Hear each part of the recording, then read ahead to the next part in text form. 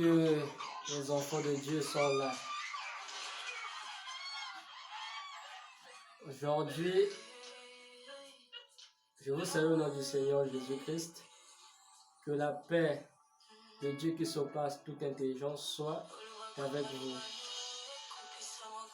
Je vais d'abord commencer par vous présenter les prochains thèmes. Nous sommes le 25 août 2021, le mercredi. Je termine avec le thème du mois. Et les prochains thèmes pour le mois de septembre, je ne sais pas si je pourrais finir ça. Je pourrais peut-être prendre le mois de novembre, mais tout dépend de la façon que l'Esprit de Dieu va m'utiliser.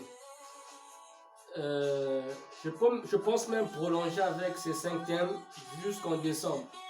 Mais que Dieu fasse grâce. Il est possible que les thèmes aussi subissent des modifications au cours du temps, parce que l'Esprit de Dieu peut inspirer autrement.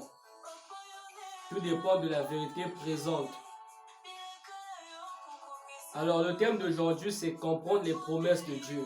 Ensuite, les prochains thèmes, nous avons qui sont les messagers de la mort. Deuxième thème, il les envoya prêcher le royaume de Dieu et guérir les malades. Ne manquez pas s'il vous plaît. Le besoin d'être pardonné, c'est le troisième thème. Le quatrième thème, le sabbat. Est-ce aujourd'hui une obligation? Le dixième, qu'est-ce que je dis? Le cinquième thème. Bon, j'ai ordonné ça en 10. Les 5 premiers, le cinquième thème, normalement j'achève aujourd'hui. Voilà pourquoi je cite le nombre 10. Sinon, c'est le 5e thème prochain. Pour les temps prochains. Le 5e thème, 7 questions révélées pour comprendre le monde ou la dimension des rêves. S'il vous plaît, soyez là. Voilà pourquoi je vous demande d'appuyer sur la cloche de notification afin de vous abonner. Et aidez-moi aussi à partager le lien. Merci.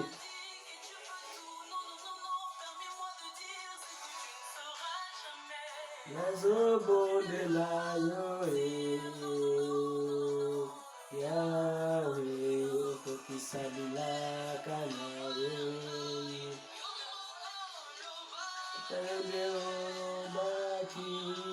Bila Kanayo, Kokisabila Nazobo de la Jésus. Papa Yonde Oaki Bila Kanayo Kokisabila Nazobo de la Jésus.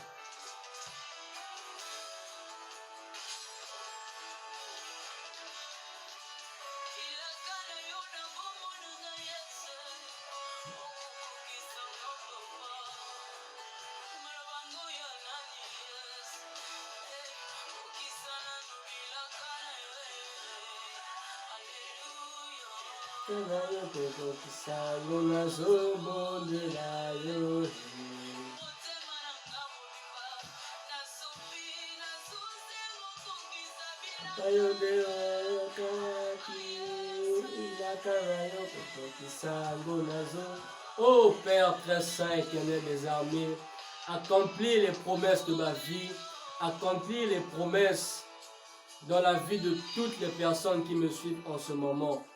Seigneur, si tu n'as pas encore promis à un frère, à une sœur qui me suit, oh mon Dieu, je t'implore aujourd'hui afin de tous les promettre, oh mon Dieu. Parce que tu n'es pas seulement un Dieu qui bénit, mais tu es un Dieu qui donne des promesses et des promesses à tes enfants. Seigneur, multiplie les promesses dans ma vie, multiplie les promesses dans la vie de toutes les personnes qui me suivent. Ô Père très saint, au nom de Jésus, je viens devant le trône de la grâce. Seigneur, réclamez toutes les promesses que tu avais faites pour ma vie, Seigneur. Oh, accomplis toutes ces promesses, oh mon Dieu. Merci Seigneur, je ne suis pas ingrat. Mon âme te bénit parce que Seigneur, Tu as déjà accompli les premières promesses. Oh Seigneur, il y a des choses que tu as déjà accomplies, mais il y a encore des choses, oh mon Dieu, qui tardent de s'accomplir dans ma vie. Voilà pourquoi, Seigneur, aujourd'hui, je viens pour te supplier, je viens pour supplier le trône de la grâce, afin que tu accomplisses tes promesses dans ma vie, que tu n'as pas encore accomplies, Seigneur. J'ai peut-être oublié, mais toi, tu n'oublies jamais.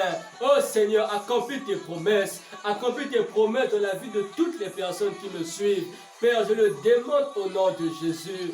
Oh Seigneur, merci. Merci parce que toi seul es fidèle à tes promesses. Oh merci Seigneur. Accomplis tes promesses. Oh, je le crois de tout mon cœur. Je verrai mes promesses au nom de Jésus. Je verrai mes promesses. Oh, merci Seigneur. Toi qui me suis, je viens pour t'annoncer. Au nom de Jésus. S'il y a une promesse que Dieu t'a faite, tu verras ta promesse au nom de Jésus. Tu ne mourras pas et tu témoigneras la gloire de Dieu. Oh, merci Seigneur. Papa, je te rends ce programme en tes saintes mains. Au nom de Jésus, bénis Seigneur le thème d'aujourd'hui. Oh Seigneur, aide-nous par ton esprit et inspire-moi davantage. Oh, merci Saint-Esprit d'être déjà là. Merci Saint-Esprit de me rassurer. Merci Jésus de bénir ce moment et de bénir toutes les personnes qui me suivent. Au nom de Jésus. Amen. Amen, amen, amen, amen. Alléluia. Merci Seigneur. Tu nous surprends toujours. Ok.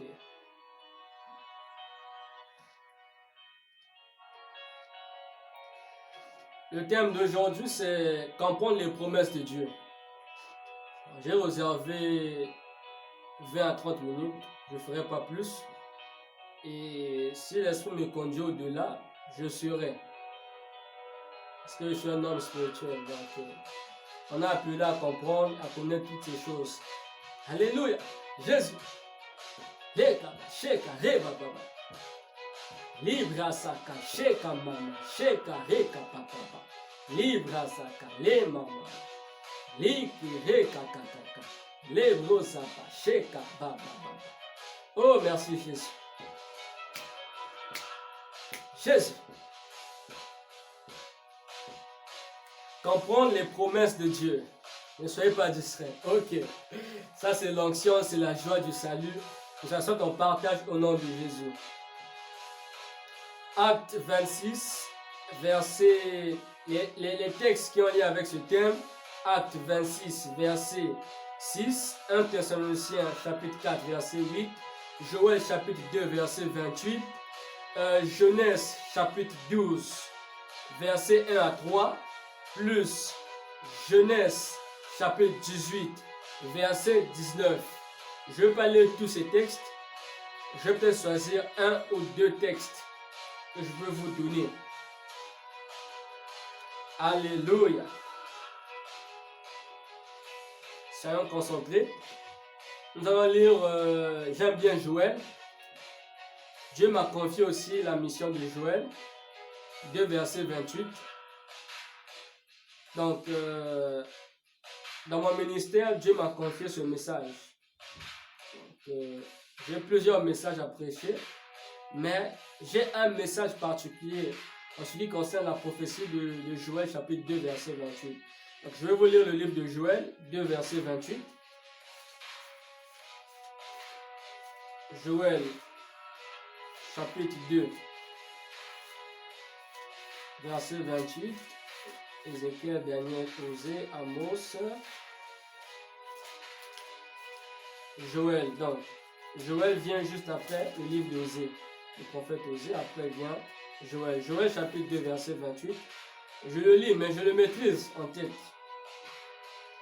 Après cela, il est écrit au nom du Seigneur, les hommes du Seigneur, Joël, chapitre 2, verset 28. Après cela, je répandrai mon esprit sur toute chair. Vos fils et vos jeunes filles prophétiseront.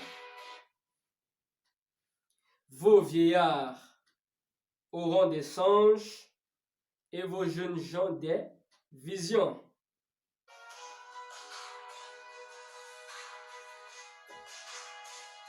Amen. Nous allons aller lire le livre de Acte 26, verset 6. J'ai choisi deux textes, mais à vous à la maison, lisez le reste. Acte, chapitre 2, verset 26. Acte, chapitre 2, verset 26. Lisons le Seigneur, il est écrit. Aussi, mon cœur est dans l'allégresse et ma langue dans l'allégresse. Et même ma chair repose avec espérance.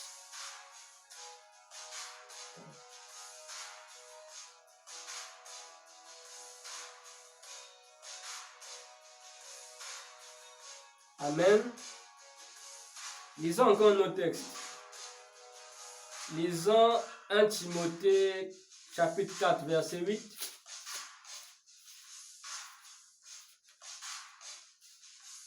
Un Timothée.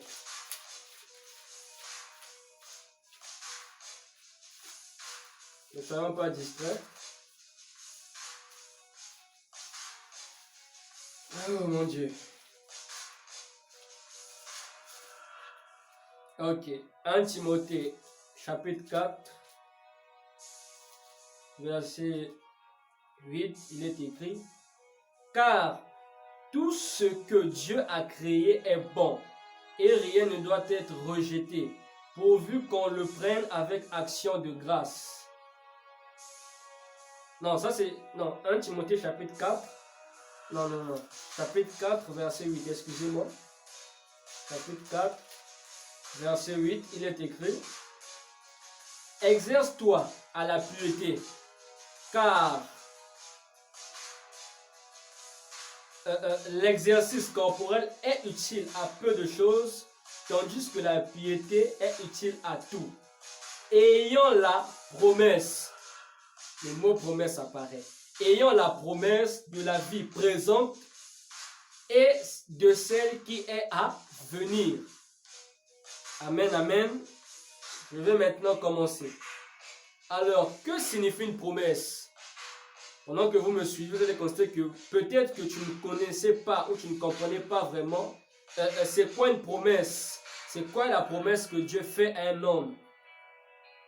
Est-ce que toutes les promesses de la Bible nous concernent ou pas?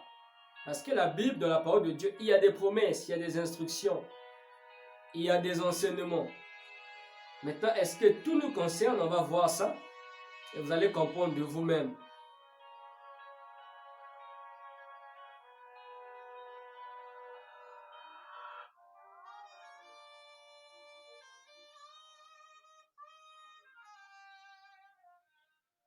Que signifie une promesse? Une promesse est un engagement. Là, je parle de façon générale. Et quand Dieu te promet, Dieu s'engage à l'accomplir.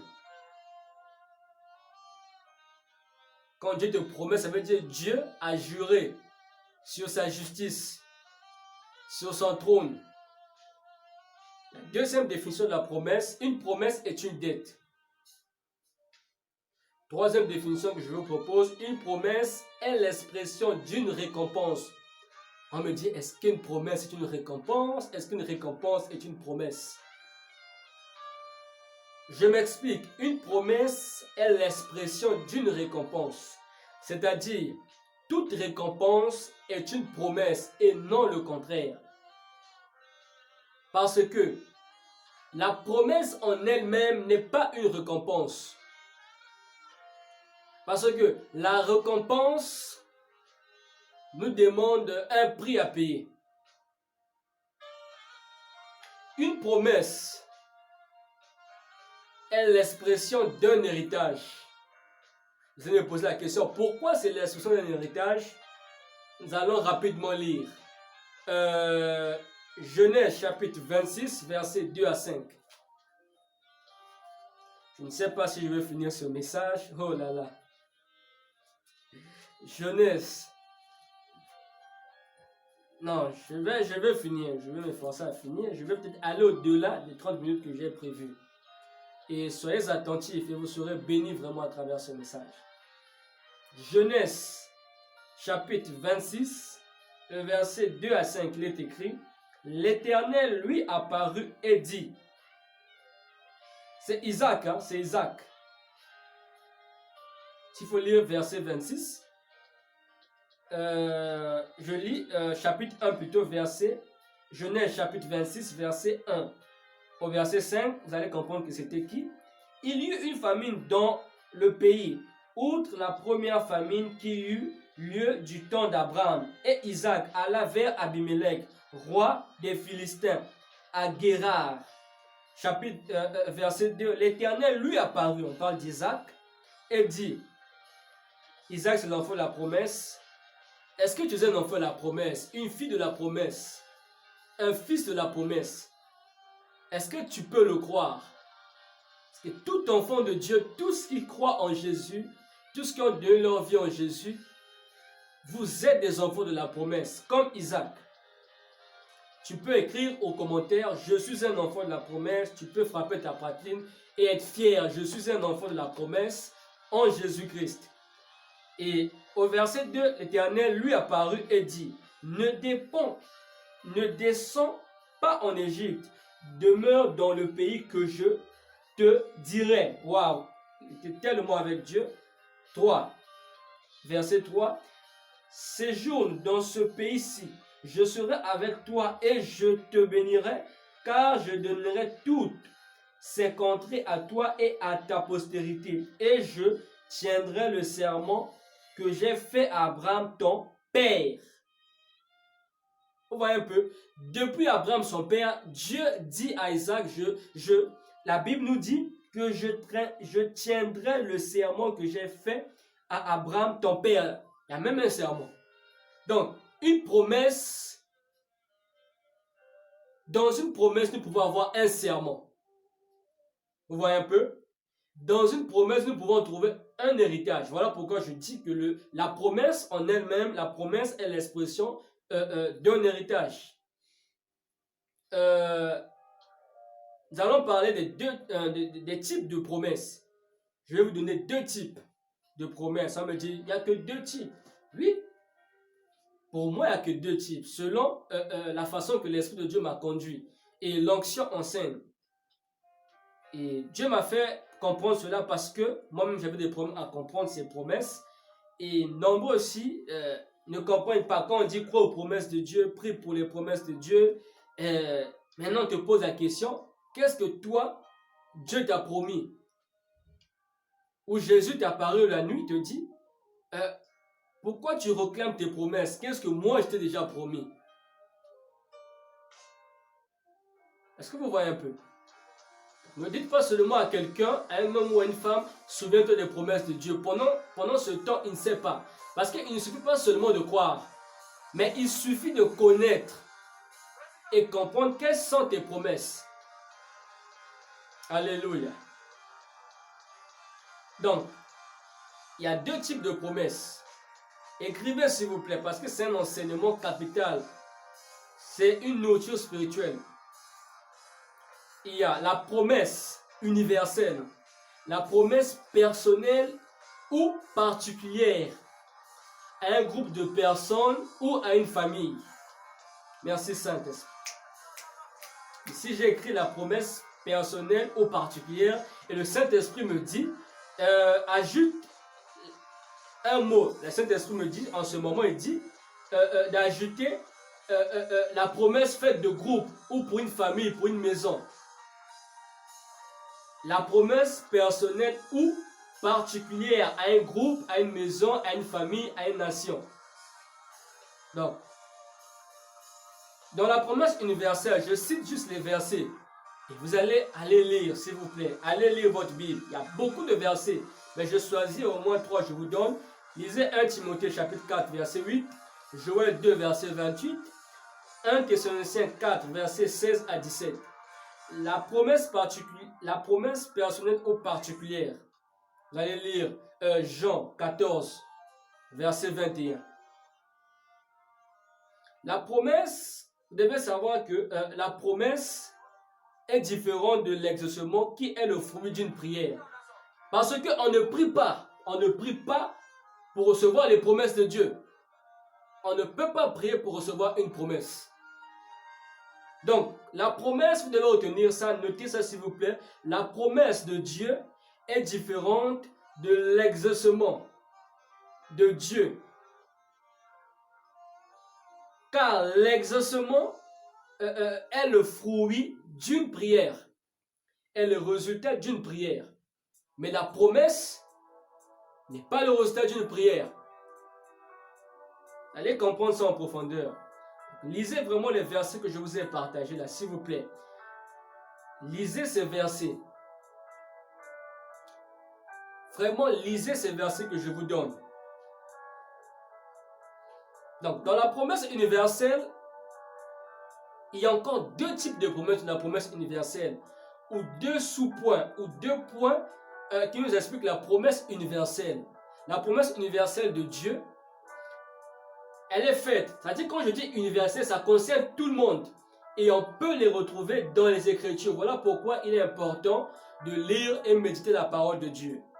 Dans la promesse universelle de Dieu, il y a encore deux points à comprendre.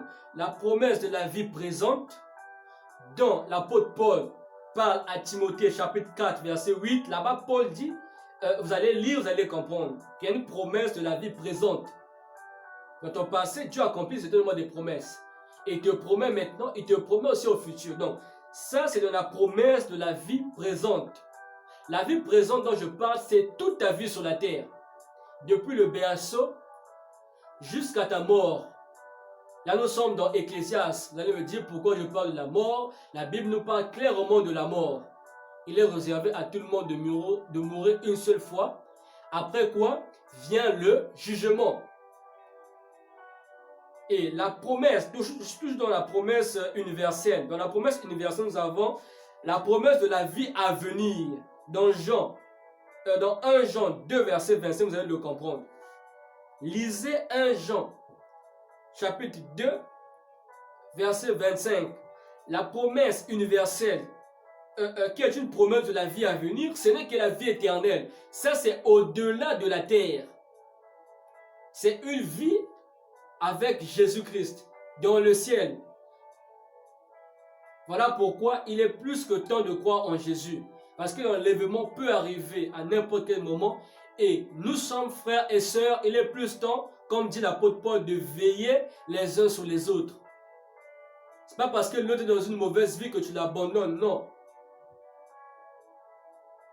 Est-ce que vous voyez un peu? Et vous devez savoir une chose. Une promesse de Dieu peut avoir une condition. Ne l'oubliez jamais. Notez ça. Une promesse de Dieu peut avoir une condition. Mais toutes les promesses de Dieu n'ont pas de conditions.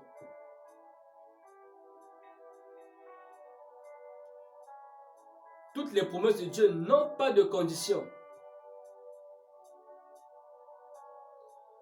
Donc, on va me dire, mais la promesse a une condition. Il n'est pas écrit que la promesse de Dieu a une condition. Comprenons ça. Mais je dis ceci, retenez, parce que vous pourrez lire la Bible, vous pouvez retrouver des promesses.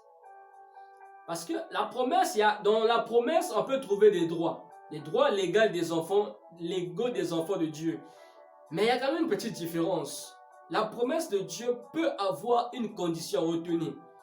Donc là, je passe maintenant dans la promesse personnelle ou particulière à un groupe de personnes, à une nation, à une maison. La voix d'une promesse, voilà, peut être un songe. Nous voyons par exemple le prophète Joseph. Joseph en Égypte, avant d'aller là-bas, Dieu avait fait la promesse dans la maison de son père. Il avait montré 2 songes. Et quand Dieu te fait une promesse, il faut être discret. Il faut être discret. Voilà pourquoi tous les songes ne sont pas toujours bons à dire. Il y a des songes qu'on garde personnellement dans l'intimité avec Dieu. Prenons par exemple la promesse que Dieu avait faite par exemple à Joseph. Est-ce que dans le songe de Joseph, Dieu l'avait donné une condition? Non. Mais plus tard, en Égypte, Dieu a accompli sa promesse. Et je viens dire à quelqu'un aujourd'hui que si c'est Dieu, El Shaddai, le Dieu d'Abraham, d'Isaac et de Jacob, oh mon Dieu,